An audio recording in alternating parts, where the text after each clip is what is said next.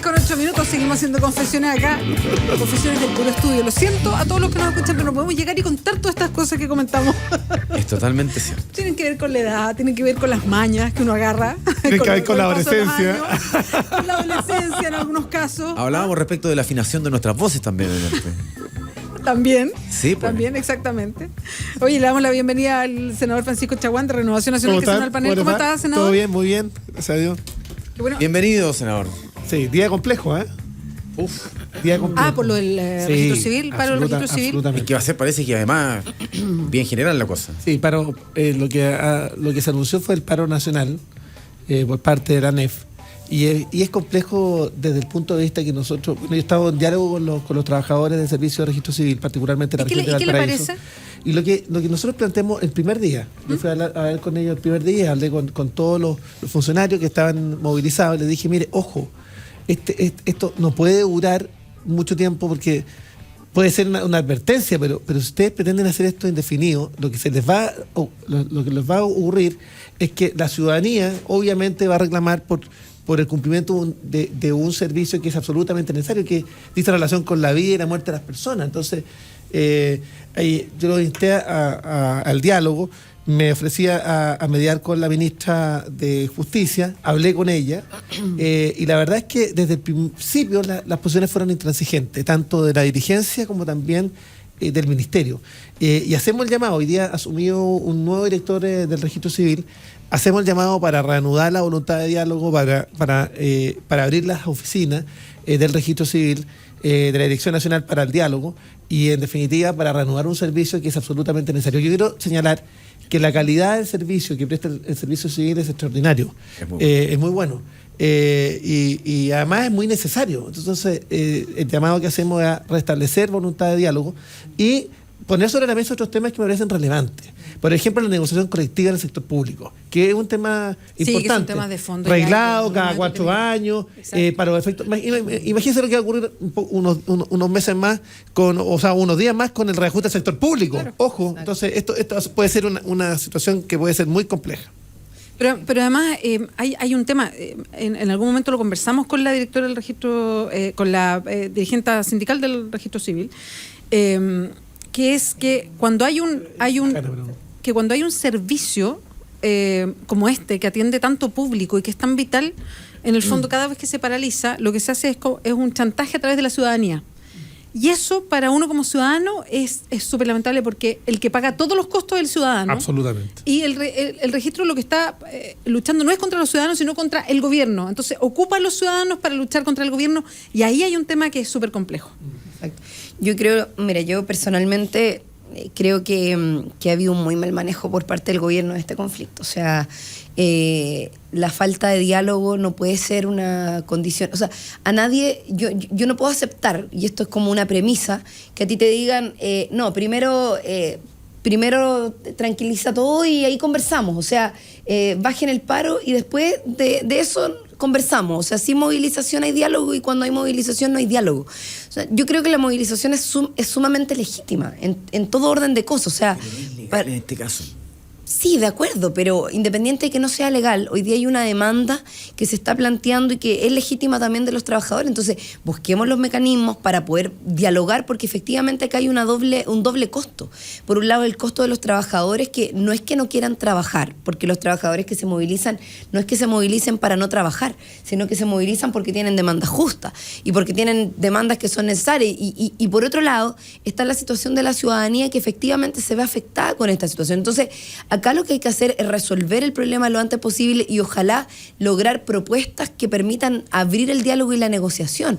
Entonces, a mí me parece que ahí hay un tema que es complejo y más todavía creo que lo que menos me ha gustado de lo que ha hecho el gobierno tiene que ver con el tema de los reemplazos. O sea, yo creo que esto debió haberse buscado resolver anticipadamente, no llegar a esto ya van ¿cuántos? Más de 20 días. 28 días y nos estamos acercando a hacer el paro o la huelga más extensa del Servicio de Registro Civil.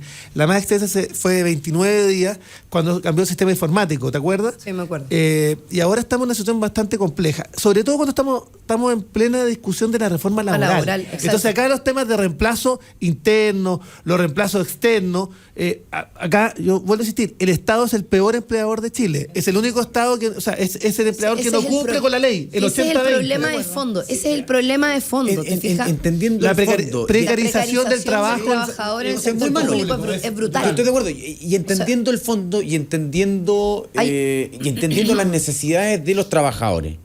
Ustedes como ministros respectivos del sector que sea, digamos, se les tira un servicio a paro, como en este caso. ¿Qué hacen? Porque el riesgo de entrar a negociar con ese servicio es que empiecen todos también. Yo quiero esto, yo quiero esto, y se te paralice el Estado completo. Es que yo, por ejemplo, no creo esa lógica de que no cedamos acá porque si no se nos van a subir por el chorro todos los demás. Esa es la lógica del gobierno hoy día, ¿no? Claro, es que yo creo que es una lógica que no es real. O sea, los trabajadores tienen su tiempo y sus tiempos. Y no porque se logre negociar con uno se van a paralizar todos los demás. O sea, hubo un paro de la ANEF, hubo un paro de los gremios, o sea, perdón, no de la ANEF, de la FENAT hace algún tiempo atrás, se logró una mesa de trabajo, se lograron involucrar a los 8 gremios, se logró negociación colectiva, se logró una negociación con el colegio médico. Entonces, los conflictos tienen sus particularidades y cada sector va a desarrollar su conflicto según sus necesidades en los tiempos que lo determinen. Pero esto del efecto dominó de que poco menos que si negocian, deja terminar la idea, si negocian con uno y logran acuerdos, como que se va a desbordar el país. Yo no lo comparto. Y por otro lado, quiero terminar lo que estaba diciendo antes. Yo no creo que sea correcto buscar mecanismos de reemplazo interno, porque creo que en la tramitación de la reforma laboral es una pésima señal. O sea, y comparto contigo, o sea, el Estado es un mal empleador. Hoy día hay una ley que establece que el 80% de los trabajadores del sector público deben estar contratados y solo el 20% debe ser honorario. Sin embargo, la realidad es al revés.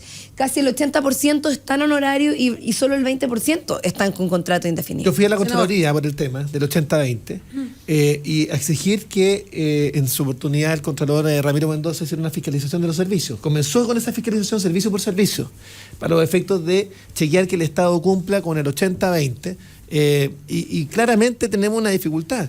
Yo diría que no hay ningún servicio ni ministerio en Chile que cumpla con esta regla. Y esto hizo relación con la precariedad del trabajo en el sector público. Eso no quita que frente a esta movilización los principales afectados son justamente los ciudadanos.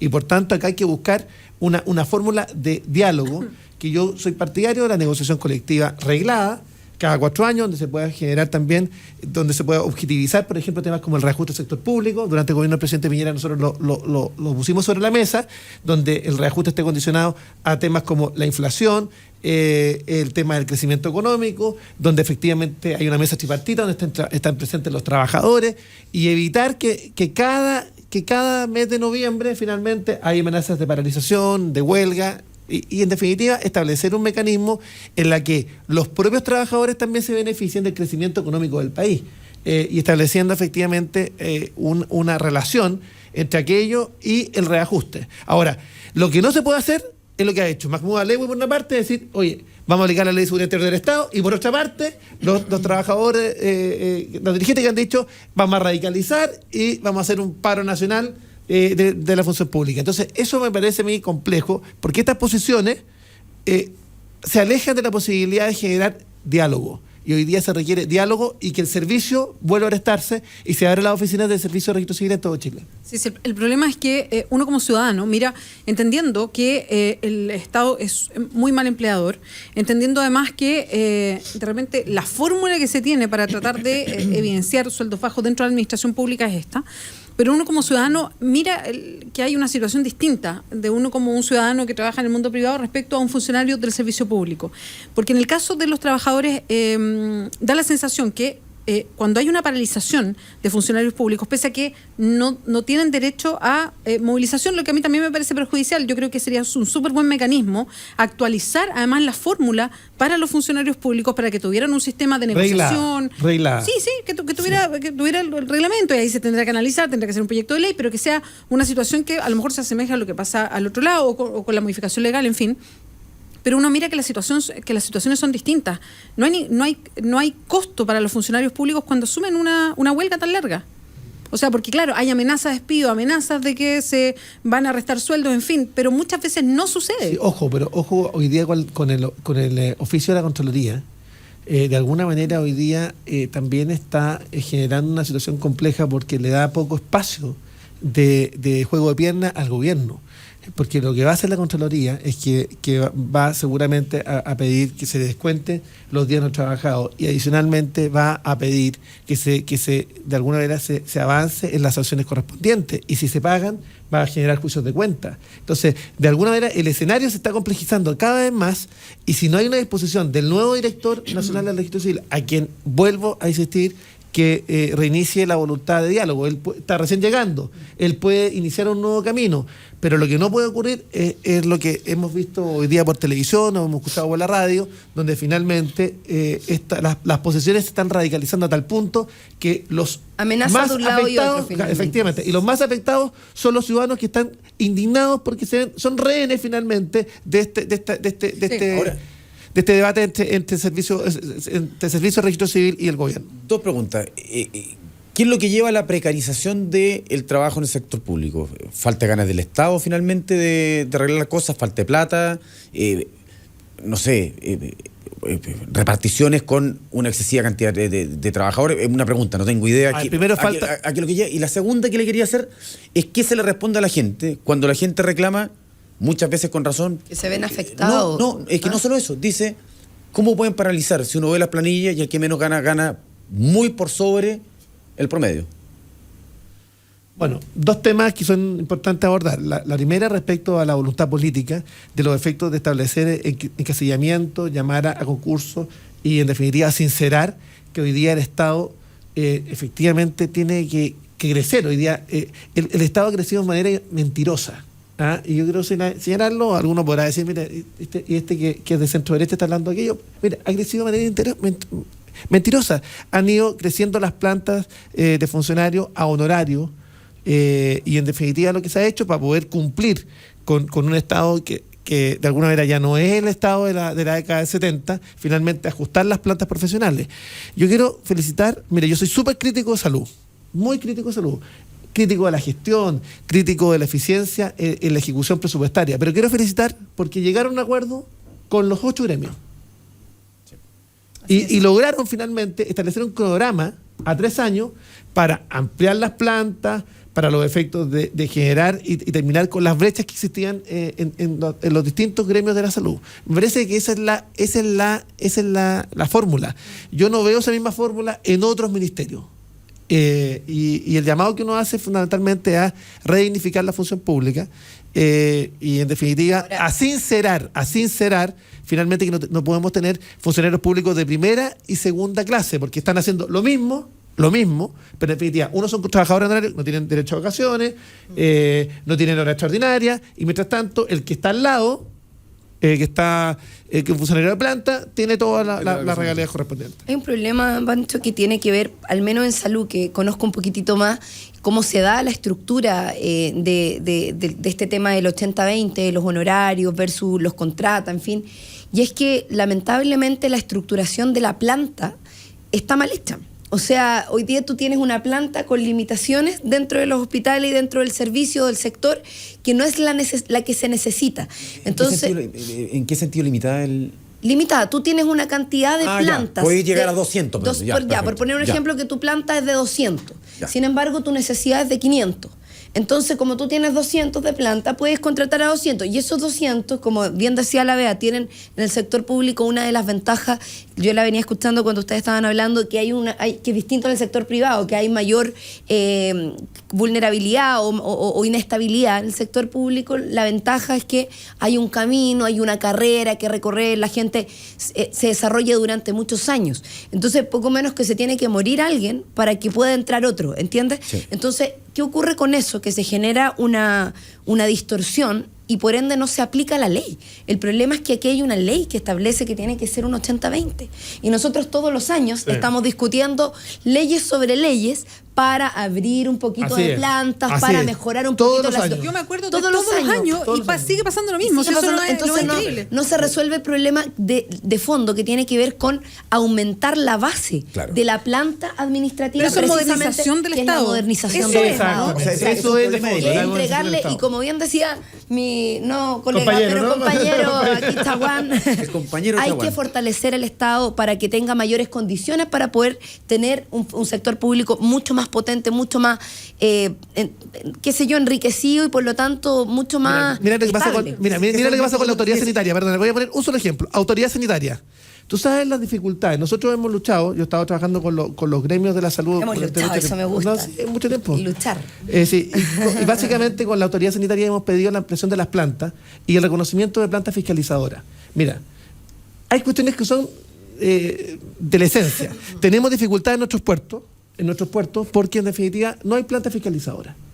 Y la autoridad sanitaria está atada de mano. Eso implica además costos con los procesos de comercio exterior, que a veces tienen que saltar del viernes al lunes siguiente porque no hay planta, no se pagan horas extraordinarias. Entonces, desde el punto de vista de la modernización del Estado, al final le cuesta menos ajustar la planta, generar el rol de planta fiscalizadora y finalmente... Es que es un autoboicot. Si eso es. El tema es que presentar proyectos grandes de modernización del Estado es poco sexy, por decirlo de alguna manera. Es poco vistoso, porque es algo interno. Es algo interno que a muchos chilenos no les toca, entonces no quieren ver tiempo gastado. O sea, para hacerlo bien duro, digamos, tiempo Desde afuera, gastado claro. en algo que no les toca. Entonces, nadie se mete por ese camino. Todos los gobiernos tienen algún tipo de proyecto, ganas de hincarle, porque... Perdón, lo decían en algún momento, lo dijo varios ministros ahora, no teníamos la capacidad como Estado de armar todas estas cosas, de hacer reformas, en fin, independiente de la justificación que sea, pero yo vengo escuchando proyectos de modernización, a ver, hay avances, efectivamente, hay un montón de avances respecto a cómo se trabajaba hace 10 años, estoy de acuerdo, pero un proyecto de verdad modernizador para evitar estar pegándonos balazos en los pies. Bueno, es que esto yo creo que puede ser la válvula de salida. O sea, que el gobierno pueda llamar a discutir la condición y la modernización del Estado de manera global. Y yo creo que de alguna manera ahí se abre una ventana. Y yo creo que hay buena disposición del Parlamento a apoyar aquello. Entonces, pero lo que no puede ocurrir es que los ciudadanos se sigan siendo rehenes de este conflicto. Pero se ven hartos quiero decir, fantasmas cuando se habla de modernización del Estado y planta del Estado. O sea, yo siempre escucho ese típico discurso un poco... a ver, como bien un poco del pasado respecto, no, el Estado tan grande. No, el Estado tiene que ser el que corresponde nomás. O sea, entonces yo creo que hay una serie de fantasmas que atraviesan. Es que lo que pasa la es que hay que discusión. terminar con los prejuicios ideológicos. Por lo menos los que hemos trabajado con los gremios, conocemos el Estado, hemos trabajado en el sector público y en el sector privado, y sabemos de las precariedades. Efectivamente entendemos que hay que hacer los ajustes y fundamentalmente que el Estado cumpla con la ley. Ahora, que el Estado cumpla con la ley, como también los funcionarios públicos, y ahí tenemos una dificultad con este paro. La inmovilidad del trabajador del sector público.